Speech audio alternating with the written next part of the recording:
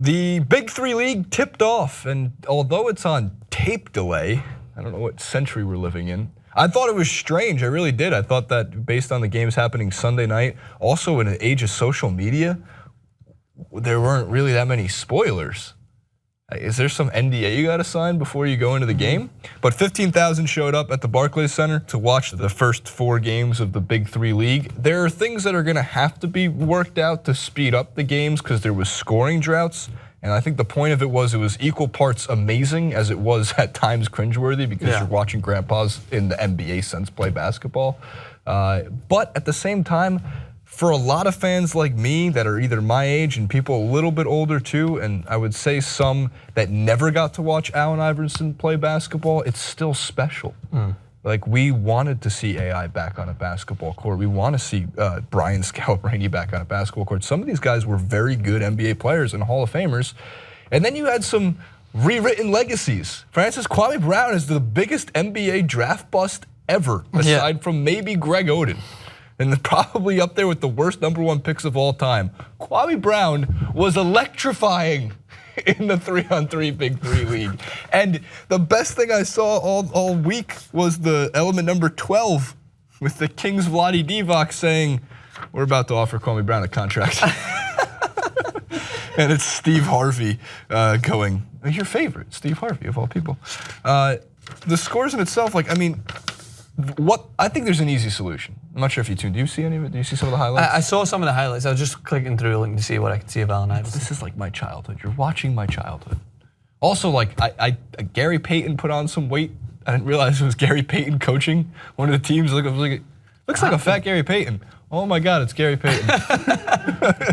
Oh no, I'm sorry, Gary Payton. So everyone's gonna look forward to that. He used to be his nickname was the Glove. I'm like, the Glove is too big to fit now. The Glove don't fit. Amongst some other things with it that I thought was really interesting, the 4-point shot, like Steph Curry would just nail all of them, but people got really into it. Also, there was injuries. Jason Williams and Corey Maggette are now out for the Big Three season. Oh, so you got to call. They had Paul Pierce there. Paul Pierce said, I don't know, man, maybe I'll call KG and Kobe and we'll put together our team for next year. Well, that's just unfair. I mean, well, that's the thing. That's one way to make it more exciting. Don't have do they have a limit of how many years you have to be out of the NBA? No, there's some guys in their late 40s that are playing. There's also, I'm trying to think who's the oldest Tim Duncan, guy. Steve Nash.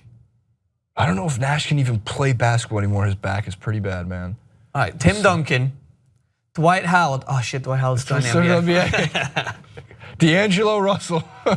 D'Angelo Russell will be the best Big Three player I've ever seen. No, they were. Someone tweeted me saying, "Do you think Jamal Crawford's going to join the Big Three League?" I was like, "You mean Hall of Fame Big Three League? Of course he's going to play." Of course he would be. No, but I think what's going to happen with this going forward, and it's tough with these off-center leagues to them to really exist like for a long time. The XFL failed. I'm missing probably a few others, but there was like a major handball league with super athletes that never existed. But the Senior PGA Tour sure kills it. Yeah, but that's true. Fact, good point. Good point. Tiger's on it right now, right?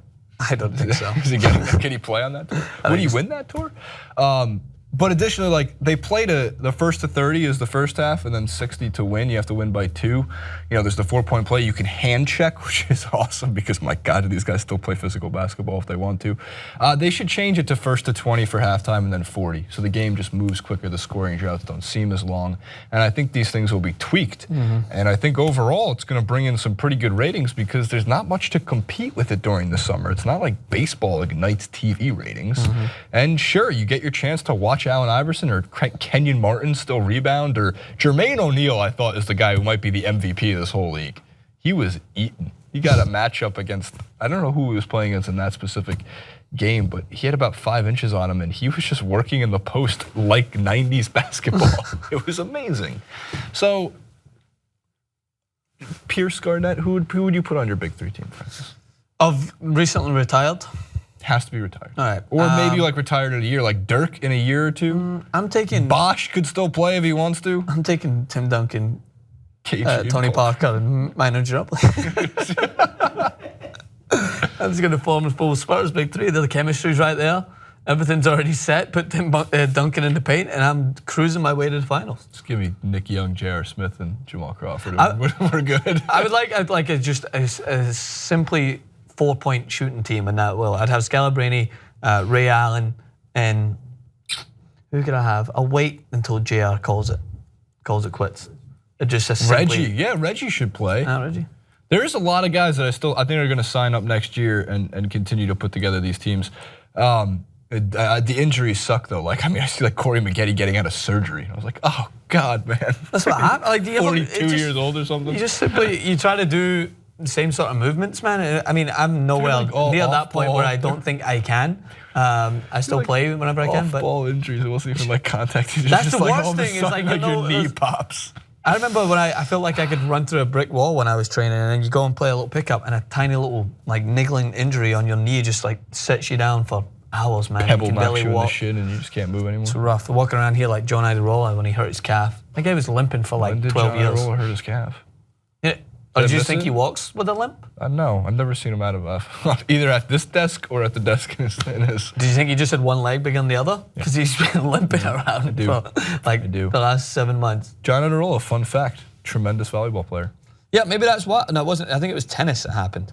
Tremendous? Tremendous. Big word, man. I think he played like club, like not just like intramural, like club in college, and I think he played in high school. Good, tremendous. I mean, I don't know many like world-class volleyball players, but if I knew one, I'd be like, yeah, he's Misty great. May trainer. But tremendous. Misty May, and that's the only one I can name. Misty May, yeah. It's the only one. Yeah, the duo that are unbelievable. I just don't know Misty May trainer. Comment below, like, favorite, subscribe. What do you think of the Big Three? Put together your best almost retired Big Three team and see what happens.